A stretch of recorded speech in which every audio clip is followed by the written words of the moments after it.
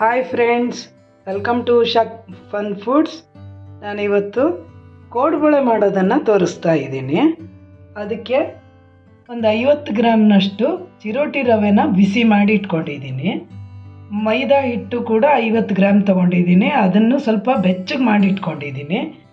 ಒಂದು ದೊಡ್ಡ ಬೌಲಲ್ಲಿ ಅಂದರೆ ಅರ್ಧ kg ಆಗೋಷ್ಟು ಅಕ್ಕಿ ಹಿಟ್ಟನ್ನು ತೊಗೊಂಡಿದ್ದೀನಿ. ಒಂದು ಸ್ವಲ್ಪ ಹಸಿ ಕಾಯಿ ತುರಿಯನ್ನು ತೊಗೊಂಡಿದ್ದೀನಿ. ಅದನ್ನು ಒಂಚೂರು ಬೆಚ್ಚಗೆ ಮಾಡ್ಕೊತೀನಿ. ಇಷ್ಟೇ ಆದರೆ ಸಾಕಾಗುತ್ತೆ. ಇದರಲ್ಲಿ ಒಂದು 3-4 ಚಮಚ ಆಗೋಷ್ಟು ಕಾಯಿ ತುರಿಯನ್ನು ತಗೊಂಡಿದ್ದೀನಿ. ಇದಕ್ಕೆ 4 ಬ್ಯಾಡಗಿ ಮೆಣಸಿನ್ಕಾಯಿ, 2 ಗುಂಟೂರು ಕಾಯಿ ಹಾಕಿಟ್ಕೊಂಡಿದ್ದೀನಿ. ಸ್ವಲ್ಪ ಇಂಗನ್ನು ಹಾಕ್ತಾ ಇದ್ದೀನಿ. ಇದಕ್ಕೆ ಅಜ್ವಾಯಿನ ಹಾಕ್ತಾ ಇದ್ದೀನಿ ಒಂಚೂರು.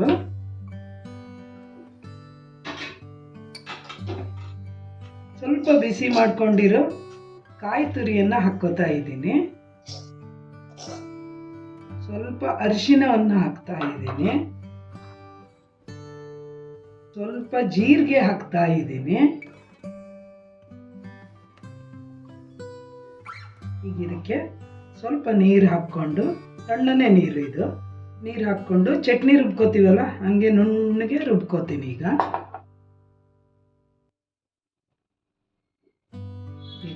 ಈ ಬೌಲಿಗೆ ಒಂದೊಂದೇ ಹಿಟ್ಟನ್ನು ಹಾಕ್ಕೋತೀನಿ. ಅಕ್ಕಿ ಹಿಟ್ಟು ಹಾಕ್ಕೊಂಡಿದ್ದೀನಿ, ಮೈದಾ ಹಿಟ್ಟನ್ನು ಹಾಕ್ಕೊಂಡಿದ್ದೀನಿ, ಚಿರೋಟಿ ರವೆ ಬಿಸಿ ಮಾಡ್ಕೊಂಡಿರೋದು ಹಾಕಿದ್ದೀನಿ. ರುಚಿಗೆ ತಕ್ಕಷ್ಟು ಉಪ್ಪು ಹಾಕೋತಾ ಇದ್ದೀನಿ.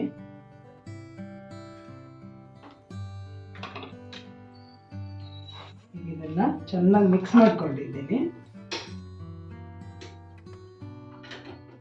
ಎಣ್ಣೆ ಬಿಸಿಗೆ ಇಟ್ಕೊಂಡಿರೋದು ಒಂದು 2 ಚಮಚ ಆಗುವಷ್ಟು ಎಣ್ಣೆನ ಹಾಕ್ಕೊಂಡಿದ್ದೀನಿ.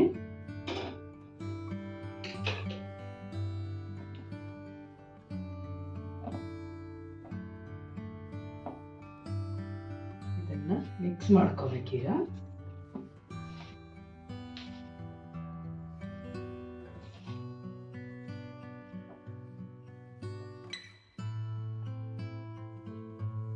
ಇದಕ್ಕೆ ರುಬ್ಬಿಟ್ಕೊಂಡಿರೋದನ್ನ ಹಾಕೋತಾ ಇದ್ದೀನಿ.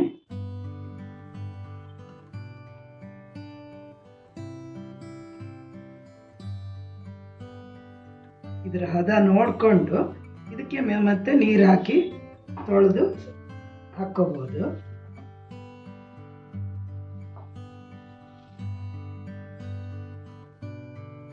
ಹಿಟ್ಟು ಈ ಹದಕ್ಕಿರಬೇಕು.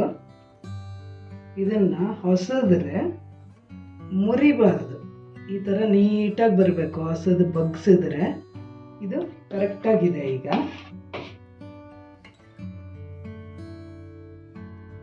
ಸ್ವಲ್ಪ ನಾದ್ಕೋಬೇಕು.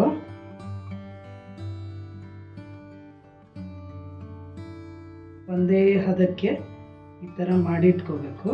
ಅವಾಗ ಹೊಸದ್ರೆ ಒಂದೇ ಅಳತೆಗೆ ಬರುತ್ತೆ. ಇದನ್ನು ಹಿಂಗೆ ಅಂದ್ಕೊಂಡು ನಮಗೆ ಎಷ್ಟು ದಪ್ಪ ಬೇಕೋ ಅಷ್ಟಕ್ಕೆ ಈ ಥರ ಮಾಡಿಕೊಂಡ್ರೆ ಆಯಿತು. ಈಸಿ ಅಲ್ವಾ ಫ್ರೆಂಡ್ಸ್? ನೀವು ಮಾಡಿ.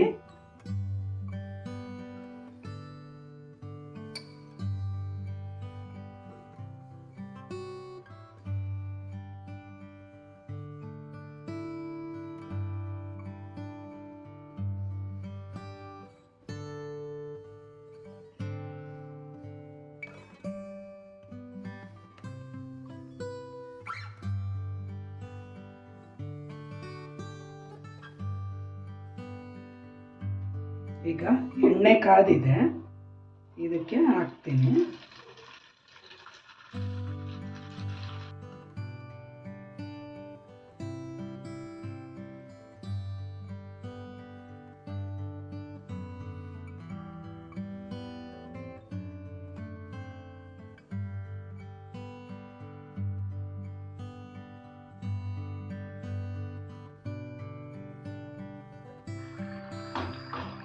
ಇದು ಆಗಿದೆ. ಈಗ ಹಿಂಗೆ ಶಬ್ದ ನಿಲ್ಲಬೇಕು, ಸಣ್ಣ ಉರಿನಲ್ಲಿ ಬೇಯಿಸ್ಬೇಕು ಇದನ್ನು.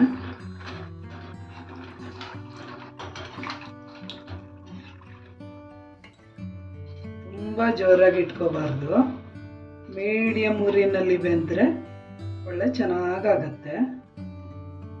ನೋಡಿದ್ರಲ್ಲ ಫ್ರೆಂಡ್ಸ್ ಹೆಂಗಾಗಿದೆ ಅಂತ. ನೋಡಿದ್ರಲ್ಲ ಫ್ರೆಂಡ್ಸ್ ಎಷ್ಟು ಚೆನ್ನಾಗಾಗಿದೆ ಅಲ್ವಾ? ಹಂಗೆ ರುಚಿ ಕೂಡ ಆಗಿದೆ, ತುಂಬ ರುಚಿಯಾಗಿದೆ. ನೀವು ಈ ಥರ ಮಾಡಿ ನೋಡಿ.